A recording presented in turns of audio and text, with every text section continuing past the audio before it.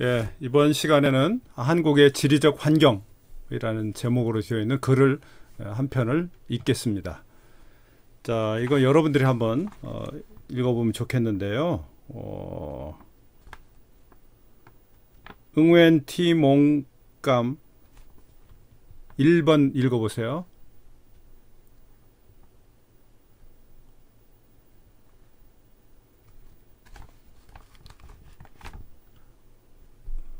응웬 티몽감 1번 읽어보세요.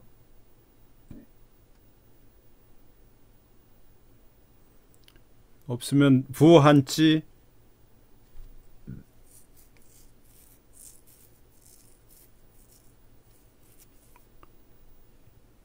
부한찌 전퐁젠 네. 예, 1번 읽어보세요. 네. 한국은 무조건 중국 대륙과 막다가 있고 동쪽, 서쪽, 남쪽은 바다로 들어서야 있는 한반도에 위치한다. 한반도는 남북으로 길게 분포 있으며 동쪽이 높고 서쪽이 낮은 동부 서초의 지형을 이루다. 동쪽에는 태백산맥, 수백산맥이 길게 붙어 있는 반면에 서쪽은 지형이 낮아진 긴 강이 흐르고 강 주변에는 평야와 분지와 바다였다. 이러한 동부 서초의 지형은 한국의 교통, 기후, 상업, 문화 등에 많은 영향을 미치다. 예, 그 다음에 팜투이종 네, 읽어보세요. 네.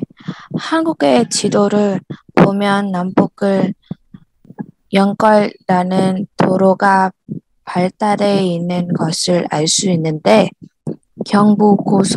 고속도로, 호남 고속도로, 서해안 고속도로 등이 그러하다. 이러한 교통 환경의 지형이 남북으로 길다는 점도 영향을 주었지만 동서를 연결하는 데는 험한 지역을 거쳐야 한다는 것이 장애가 되기도 했던 것이다. 서남쪽으로 뻗어있는 소박산맥도 호남 지역과 영남 지역의 경계를 이루고 있는데 교통수단이 발달하지 않았던 시기에 산맥으로 인해 동서 지역 간의 왕래가 적다 보니 문화 차이나 언어 차이를 초래하게 되었다. 그리고 지역 간의 거리감을 극복하는 데는 많은 노력과 시간이 필요했다. 예, 그 다음에 응웬 민행 네, 예, 서울과 위성도시로 이루어진 수도권은 노동력이 풍부하고 소비시장이 높은 데다가 교통이 편리해서 국내 최대의 공업 지역으로 성장했다. 현재 인천, 수원, 안양, 과천, 일산 등은 도시로서 인구와 산업이 집중된 서울의 기능을 분담하고 있다. 영남 지역도 부산을 중심으로 교통이 일찍 발달해서 대표적인 공업 지역으로 자리 잡았다. 특히 공업 원료를 수입하고 제품을 수주하기에 유리한 지리적 적은 공업화를 빨리 이루는 원동력이 되었다. 부산은 우리나라 최대의 무역향이자 서울 다음으로 큰 국제 도시로서 섬유, 기계, 화학, 금속, 식품 등 각종 공업이 활발하다. 그리고 포항에는 세계적인 규모의 종합제철 공장이 소속되어 있으며 울산에는 조선 자동차, 비료 산업이 발달했고 거제에는 대규모 저전소가 자리 잡고 있다. 네. 여기 교통이라는 말이 나오는데 교통, 고통 이렇게 하는 경향이 있어요. 조금 길게 교통. 네, 잘 해보세요. 네. 그 다음에 응웬티 응안호. 네. 강원도의 영동, 영서 지역은 산지가 많아서 벼농사보다 밭농사가 발달했으며 주로 옥수수, 감자, 메밀 등을 생산한다. 그리고 뛰어난 자연 경관을 활용하여 관광 산업에 힘쓰고 있다. 호남 지역은 평야가 넓고 기후가 따뜻하며 강수량이 풍부하여 일찍부터 한국 최대 쌀 생산지였다. 그리고 이러한 지리적 환경의 영향을 받아 다양한 지역 특산물이 발달했는데 순창은 예로부터 고추장으로 유명하며 보성 등을 고구마와 차 재배가 활발하고 나주는 배의 명산지로 알려져 있다. 예. 왜 웃어요? 발달했는데 발달 이런 거 잘 읽어요. 활발, 발달, 활발. 리을자 받침이 2번 들어가니까 좀 쉽지는 않겠죠. 네. 교통, 발달, 활발. 예. 자, 여기 이제 그 읽기에서 우리가 읽어봤지만 사실 앞에서 내가 다 설명한 내용들이 여기 정리가 되어 있는 셈이죠. 그렇죠. 그 2번째 단락에 나오는 이제 그 도로 문제를 이렇게 한번 그 그림을 여기 인용을 해 봤는데요. 한국의 고속도로 이제 교통에 대해서 이제 이해를 좀 할 필요가 있는데 지금 교과서는 나온 지가 좀 오래됐다 보니까 현재 상황이 반영이 안 돼 있어요. 근데 지금 내가 그 도로공사 홈페이지에서 이 지도를 받았는데 보니까 원래 도로가요. 원래 고속도로가 여기 지금 저 파란색으로 굵게 되어 있는 게 이게 고속도로입니다. 여러분 보시기에 이 고속도로가 아주 많이 있다는 걸 알 수가 있죠. 위에서 아래로 내려오는 고속도로도 많고 옆으로 가는 고속도로도 적지 않아요. 근데 교과서에서는 남북으로, 그러니까 남이 아래쪽이고 북이 위쪽인데 이 남북으로 연결된 것만 있지 동서로 연결된 것은 드물다고 얘기를 했어요. 그 이유는 뭐냐? 동서에 이쪽이 동쪽이 산지가 많으니까 산지에 고속도로를 놓기가 어려우니까 그렇다 그랬는데 그 말은 맞긴 맞아요. 그런데 오늘날에는 이 산이 있거나 없거나 도로를 얼마나 많이 놓았는지 몰라요.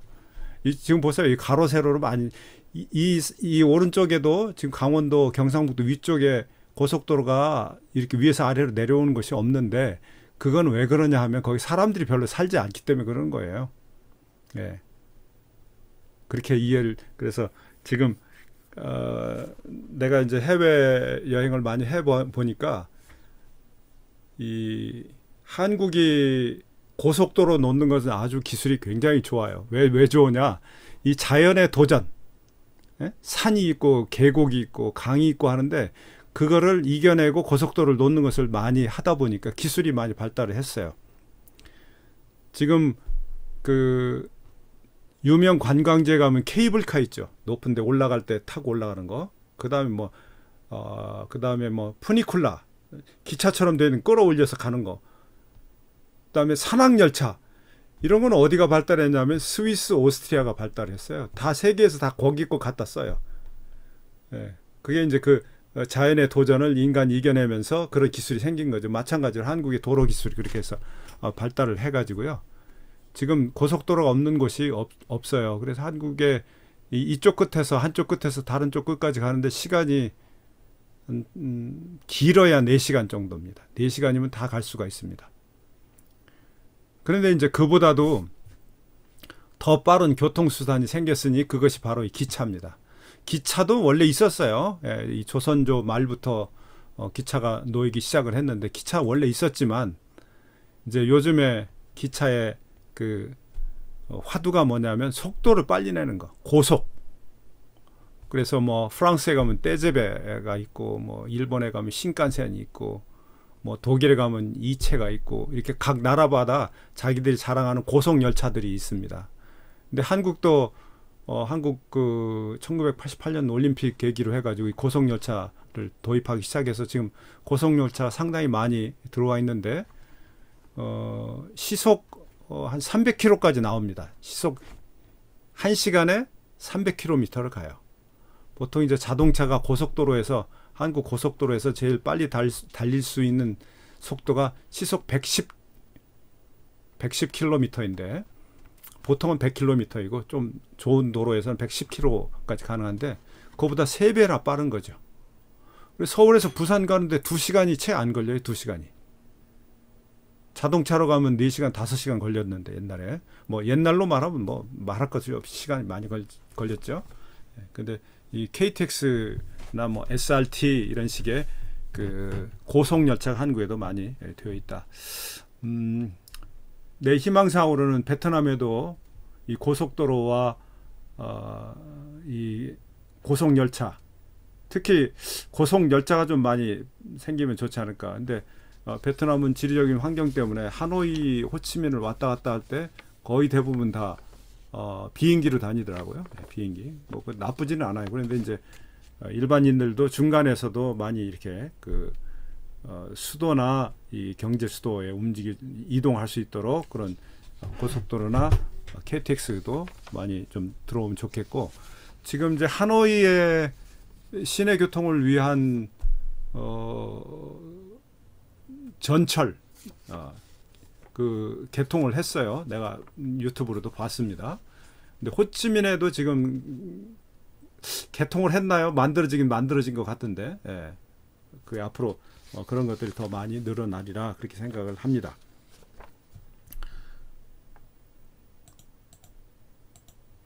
그 다음 이제 세 번째 단락에서는 여기 이제 서울과 위성도시 각 그 영역의 어떤 특성을 얘기를 하고 있죠. 수도권은 인구가 많아서 노동력이 풍부하고 소비 시장이 넓어요. 인구가 많으니까 소비를 많이 하고 또 고소득자들이 많아가지고 물건을 잘 산단 말이죠.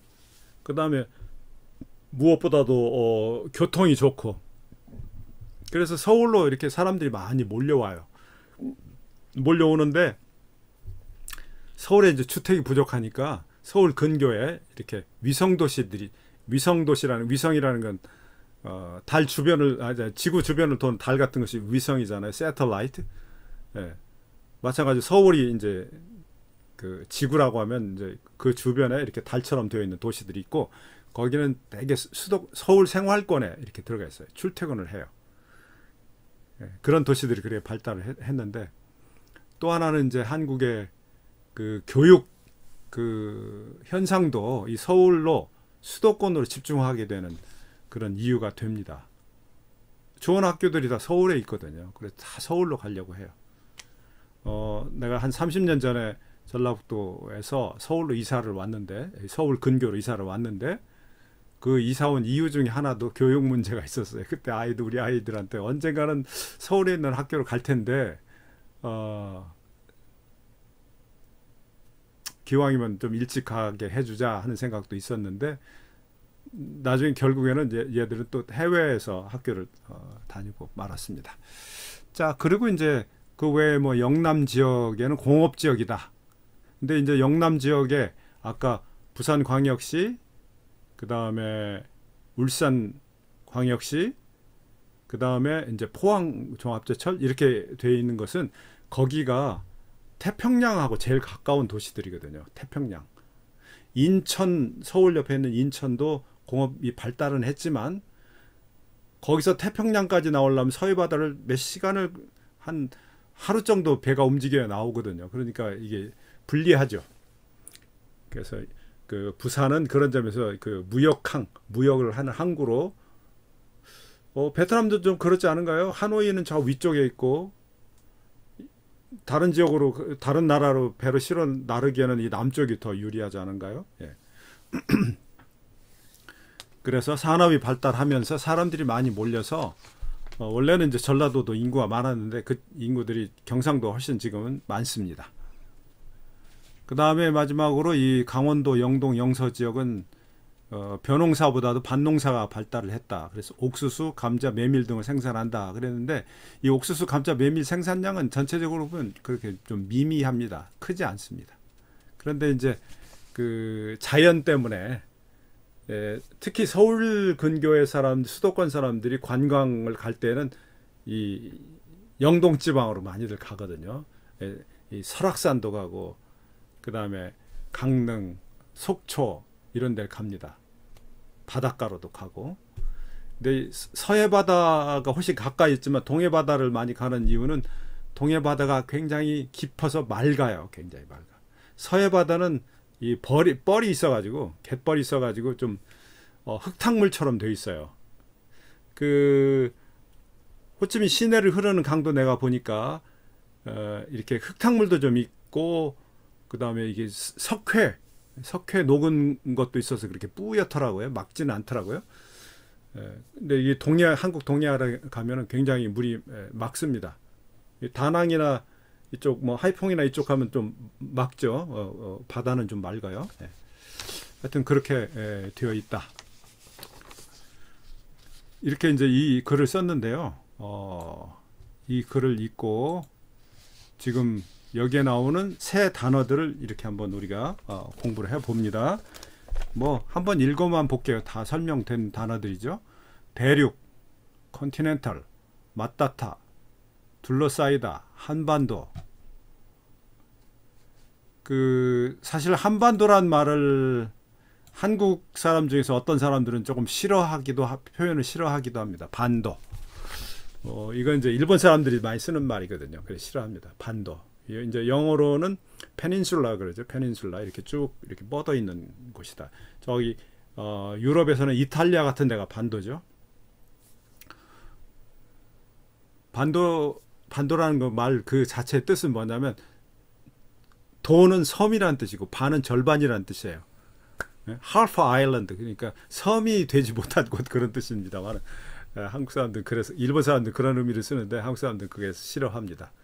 위치하다, 뻗어 있다. 아까 읽을 때 이 뻗어 있다를 좀 잘못 읽더라고요. 뻗어 있다. 동고서저, 지형, 태백산맥, 소백산맥, 평야, 분지, 산업, 연결하다, 경부고속도로, 호남고속도로, 서해안고속도로, 험한 그런데 험하다. 기본형은 험하다. 거치다, 장애, 호남지역, 영남지역, 경계, 왕래, 초래하다, 거리감, 극복하다. 이거 일상적으로 많이 나오는 일반 언어들입니다. 위성도시, 수도권, 노동력, 소비시장, 공업, 분담하다. 이 나누어서 일을 맡아서 이렇게 나누어서 하는 걸 말합니다. 원료, 수입하다, 제품, 수출하다. 수입, 수출, import, export. 유리하다, 공업화, 원동력, 무역항, 섬유, 화학, 금속, 각종 규모, 종합제철공장, 조선. 이 조선은 이전에 한반도에 있던 나라 이름이기도 하죠. 조선. 옛날에도 있었어요. 단군 시대에도 단군 조선 그랬거든요. 그걸 이제 역사에서는 그냥 흔히 고조선 그러는데 조선입니다. 그것도. 근데 여기서는 만든다. 조라는 말은 만든다 그런 뜻이고 선이라는 말은 배를 만드는 일 그걸 조선. 그리고 비료는 이제 농작물이 잘 자라라고 주는 거름 이게 비료죠. 조선소는 배를 만드는 배를 만드는 제작 시설을 조선소라고 그럽니다. 한국의 조선업이 한동안 또 세계 수준이었던 적이 또 있어요. 배도 잘 만듭니다. 한국에서. 영동, 영서, 산지, 벼농사, 밭농사, 자연경관, 보기 좋은 곳. 관광 산업. 관광이 지금 오늘날에는 하나의 산업이 됐어요. 어떤 경제적인 부를 만들어내는 그런 원동력이죠. 힘쓰다. 강수량. 강수량은 비가 내리는 분량을 뜻합니다. 1년에 강수량이 몇 센티미터다. 뭐 그렇게 얘기를 하죠. 이 아열대 지방에서는 하루에도 비가 한두 번씩도 오잖아요. 뭐 스콜이라고 하든가. 예. 한국에서는 여름철에 비가 많이 오죠. 장마. 생산지, 특산물, 재배, 명산지, 이름난 생산지를 명산지 그래요. 명승지 그러면 이름난 자연경관을 가진 곳 명승지, 명산지, 한지. 한지는 지는 이 경우에 지는 종이를 말하고 명산지의 지는 땅을 말하는 것입니다. 어떤 장소를 말하는 것이. 그 한지는 종이인데 한지의 반대말은 양지. 한식의 반대말은 양식. 서양식 그런 말이 준말이 양식입니다. 예. 양식, 서양식, 한식은 한국식 그런 뜻입니다. 그러니까 종이도 한지가 있고 양지가 있어요. 양지는 우리가 이 한국에서도 일반적으로 세계적으로 그냥 일반적으로 쓰는 종이 뭐 이런 그 요새 이게 종이의 크기에 따라서 부르는데 A4 용지 이런 것들이 다 양지입니다. 서양식 제조 기술로 만든 것인데 한지는 한국에서 전통적으로 이 종이를 만드는 기술이에요. 뭐 당나무를 삶아서 나온 거기 풀 가지고 말려서 종이를 만드는 건데 한지가 굉장히 그 품질이 좋아요. 그 얼마나 좋으냐 하면 조선시대 같은 때 이 중국에서 한국으로 이 외교 사절이 오잖아요. 그러면 이제 한국에서 뭐 이제 여러 가지 업무를 끝내고 중국으로 돌아갈 때 기념품을 사가지고 하는 거예요. 한국에서. 뭐 우리도 여행할 때 그 나라의 기념품 사가지고 이렇게 옵니다. 그럼 그 나라에서 한국 거보다 좋은 걸 사가지고 오겠죠. 그렇죠? 그러니까 중국 사람들은 한국에 와서 뭘 사가느냐면 종이를 사가지고 왔어요. 중국도 아주 그 문화 민족이니까 뭐 종이가 많이 날 텐데 한국 종이가 그렇게 좋은 거예요. 그래서 내가 근무를 했던 곳에 이제 옛날 책들이 많은데 옛날 책 중에 중국 책이 있고 한국 책이 있으면요. 한국 책은 아무리 오래되었어도 깨끗해요. 색이 변하질 않아. 중국 책은 색이 누렇게 변해 있어. 그리고 뭐 부슬부슬 이렇게 이렇게 사가요. 사가. 근데 한지가 그래서 1000년을 간다고 그래요. 1000년. 1000년. 그렇게 오래 가는데 아마 뭐 1000년 이상 보관만 잘하면 1000년 이상 가죠. 그래서 옛날 책이 한국에 지금도 깨끗하게 남아 있어요.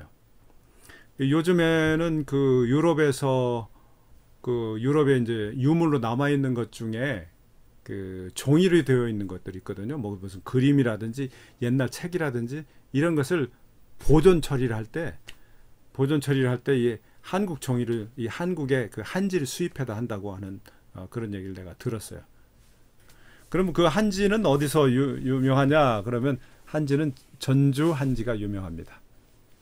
전주 아까 얘기했죠. 전주 비빔밥 나오는 내가 살던 익산 내가 근무했던 옛날에 전북대학교가 전주에 있는데 전주에 가면 그 한지 박물관 체험관 이런 것이 자기가 만들어 볼 수도 있도록 그렇게 했어요. 그런데 한지로는 이렇게 무슨 종이 책을 만드는 종이로도 쓰고 그림 그리거나 서해를 하는 붓글씨를 쓰는 종이로도 쓰지만 이 창호지 그 창에다가 격자로 된 창에다가 그 종이를 바르잖아. 옛날 유리가 없었으니까 한국에 그때 쓰는 종이 장판에 쓰는 종이 벽에 쓰는 종이가 다 한지로 되어 있었어요. 예, 그렇게 그 한지가 유명한 곳이 바로 전주고 그렇게 한지가 많이 나다 보니까 전주에서 또 책을 옛날에 많이 찍었습니다. 옛날에 종이가 많이 나는 곳에서 책을 또 찍었겠죠. 예. 자, 이제 이런 어휘들을 우리가 공부를 했는데 지금 교과서에는 안 나오지만 여러분들에게 이번 주 과제를 하나 내가 내겠습니다. 과제 잘 들었다가 내세요. 제출하기 바랍니다. 채팅창에다 내가 좀 쓰면서 할게요. 자, 이메일 과제입니다. 이메일을 한 통씩 한 편씩 써서 나에게 제출합니다. 제목은 베트남의 지리적 환경이고, 여기다가 여러분이 이제 2반이죠. 2반. 그리고 여러분의 이름을 제목에다 이렇게 쓰세요. 그 다음에 이제 내용에다가는 뭘 쓰느냐 하면은, 이 방금 우리가 교과서 읽은 것처럼 이게 굳이 뭐 이 숫자는 안 써도 됩니다. 숫자는 안 써도 되는데, 4개의 단락으로 된 글을 쓰는데요. 4개의 단락으로 된 글을 쓰는데, 첫 번째 단락에는 우리 교과서에 나오는 것처럼 전반적인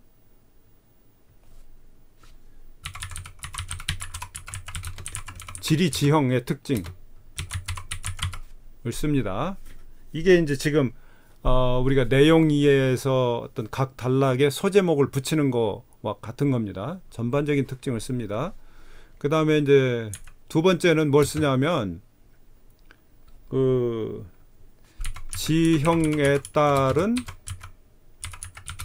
교통의 어떤 특징, 발달 뭐 특징, 그런 거 써야죠. 그러니까 남북으로 길기 때문에 아마 또 그 베트남의 그 이 집안 문제 때문에 도로나 철도도 좀 쉽지 않다, 그렇게 내가 들은 것 같은데, 그런 어떤 특성 때문에 항공교통이 발달했다, 이렇게 여러분 또 쓸 수 있겠죠. 베트남 걸 쓰는 거니까. 그 다음 이제 세 번째는 뭐예요? 각 권역별로 각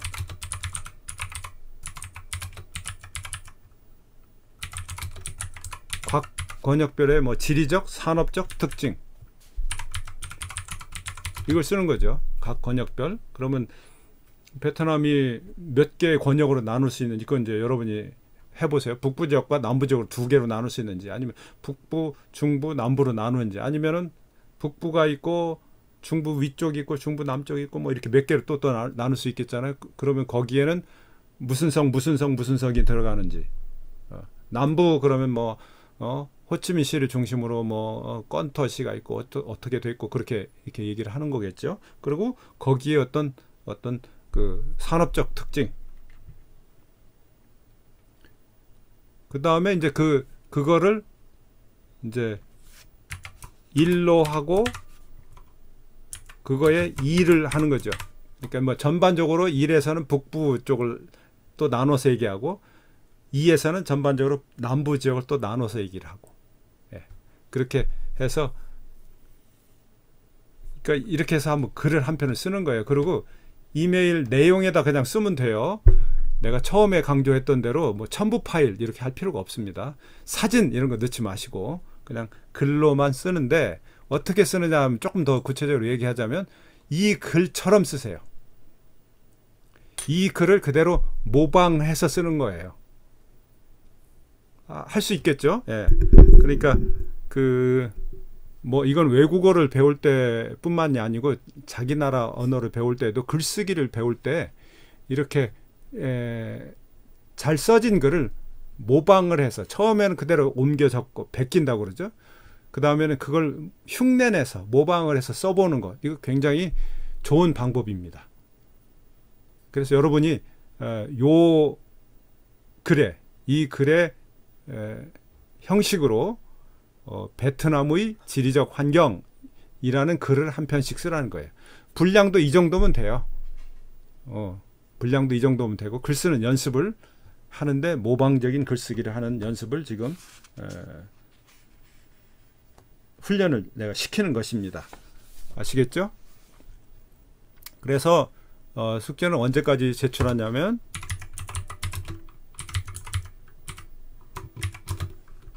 10월 이번 이제 주말 10월 8일, 그냥 10월 9일까지라고 할게요. 10월 9일 일요일 날인데, 뭐 그 저녁까지 그렇게 보내면 내가 월요일 날 한번 쭉 검토를 하겠습니다. 예, 검토를 하고 좋은 글을 한번 내가 여러분들의 좋은 글을 또 소개를 좀 해줄 생각입니다. 그렇게 제출해 주시기 바랍니다. 자, 이제 지금까지 우리가 공부한 내용을 한번 정리를 문제풀이로 한번 정리를 해보기로 하겠습니다. 자, 1번을 John T. Twomey 한번 1번 풀어보세요. 문제 다 읽고. 1번. 한국의 지원에 대한 서면으로 맞지 않는 것은 아닐 것입니까? 1. 동쪽이 높고 서쪽이 낮다. 2. 험한 산맥은 동쪽에 많이 있다. 3. 긴 강은 동쪽으로 흐르면 동쪽의 번야가 발달했다. 4. 색백산맥과 소백산맥이 펴져 있는 지형은 높은 지형을 이룬다. 대답은 3번입니다. 그렇죠. 강은 서쪽과 남쪽으로 흐른다고 그랬죠. 그렇죠? 예.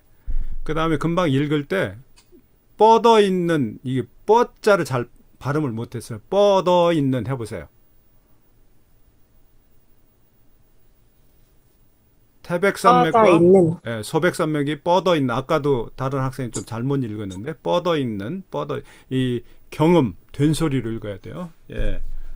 나머지 것은 맞는 것이고 이렇게 맞지 않는 것은 그럼 여러분이 문제에다 꼭 이렇게 표시를 해두라고 그랬죠. 그 다음 문제 레티 지엠미. 네. 예. 2.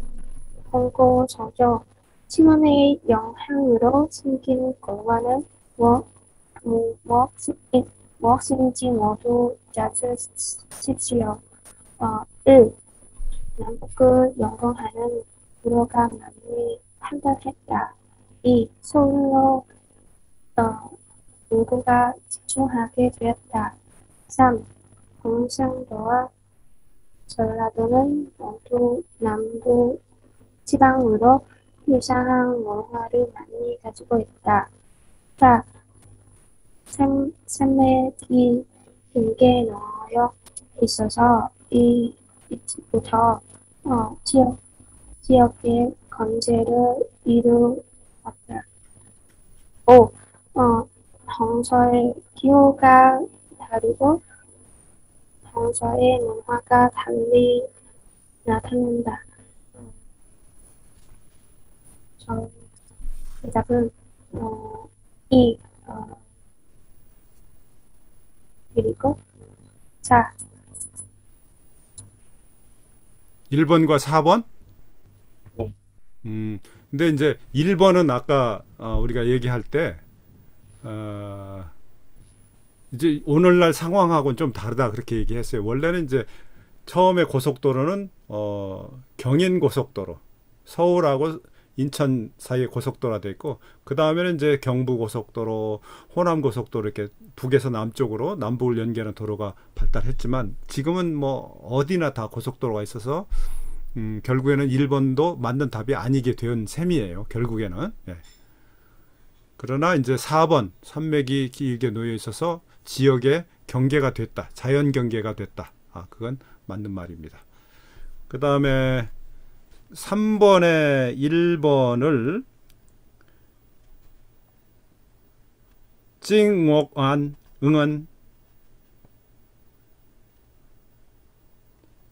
찐옥은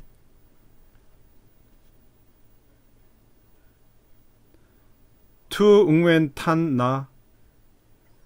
네. 네, 해보세요. 네, 이거는 최대 무역항이 있다 하고 영남 지역입니다. 네, 영남 지역이 어디예요, 구체적으로? 어느 도시? 최대 무역항이 어느 도시에 있어요? 아까 내가 다 설명을 했는데. 부산에 있죠. 부산. 부산광역시에 있습니다. 그 다음에 2번은 응웬 T2니.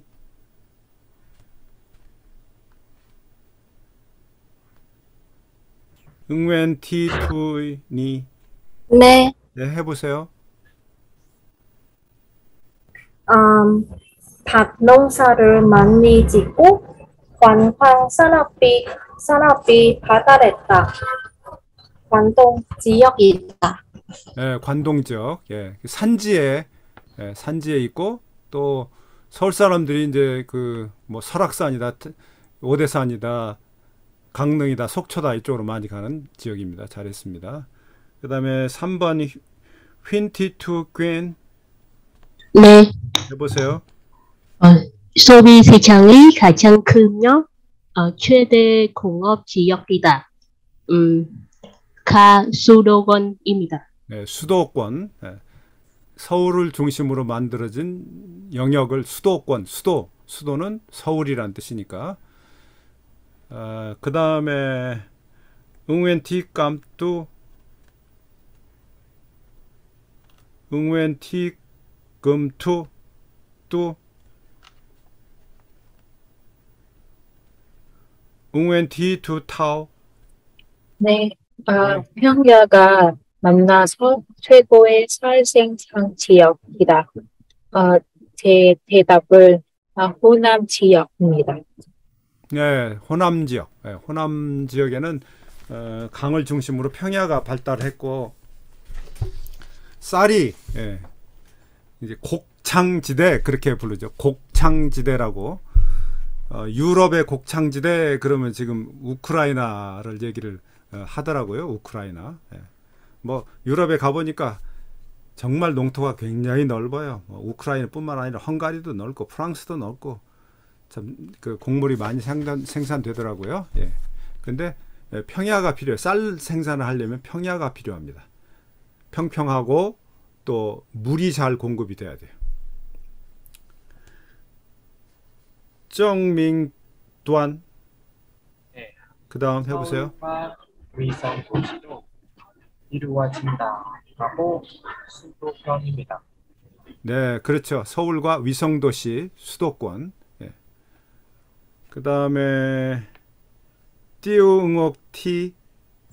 네. 네, 4번. 평야가 많아서 최고의 어디에요? 6번이에요, 6번. 6번이요. 네. 제철 조선 자동차 산업이 발달했다. 발달했다.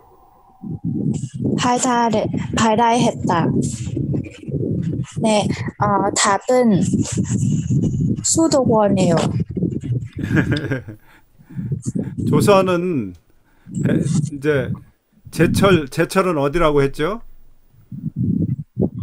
포항제철. 포항에 있다고. 저기 영남 지역입니다. 조선 배 만드는 곳, 울산, 뭐 거제도 이런 데 많아요. 그것도 다 영남이에요. 자동차 산업, 현대자동차가 울산에 있어요. 아주 큰 공장이 있어요. 이게 다 영남 지역입니다. 그러니까 배를 만들거나 자동차를 만들어서 수출하기가 좋은 것이 바로 영남 바다 무역항에 가까운 곳에 있으니까 그게 다 영남 지역입니다. 조금 더 여러분들이 그 이해를 좀 더 하면 좋겠어요. 한국의 지리에 대해서. 자, 더 생각해 보기. 한국의 한 지역, 도 또는 도시, 이 광역 지역을 말합니다. 우리가 이번 시간 공부할 때 제일 앞에서 공부했던 광역 단위의 특별시, 그 다음에 광역시, 그 다음에 특별자치시, 그리고 또 도 8개, 그 다음에 특별자치도, 그 중에 하나를 선택을 해서 그 지역의 특징에 대해 조사해서 발표해 보십시오. 여러분은 어디에 관심이 있는가요? 나는 이제 베트남에 대해서 이제 연구를 좀 많이 계속 해왔는데, 다낭하고 호찌민에 대해서 좀 공부를 했는데요. 호찌민 좀 공부를 좀 더 해야 되겠어요. 예. 아직 호찌민에 딱 도착했을 때 내가 그 일군에 있는 캠퍼스에 가려면 어떻게 가야 되는가 이거 자세히 잘 모르겠어요. 내가 호찌민에 간다면 어디서 살아야 되는가, 이 새로운 여러분은 지금 그 기숙사 애들 많이 있는 걸로 알고 있는데 그 새로운 캠퍼스의 기숙사 근처에 내가 집을 얻어야 되는지 이런 거 이제 조사를 해봐야 되겠죠. 근데 요새 너무 좋은 것이 구글 지도 이런 거 잘 되어 있죠. 인터넷이 잘 되어 있어서 생활 경험들이 한국 사람들이 호찌민에 살고 있는 한국 사람들이 그 베트남 생활 경험들을 많이 올려놓았어요. 그 다음에 또 유튜브로 그걸 실제로 다 촬영해서 보여주기도 해요.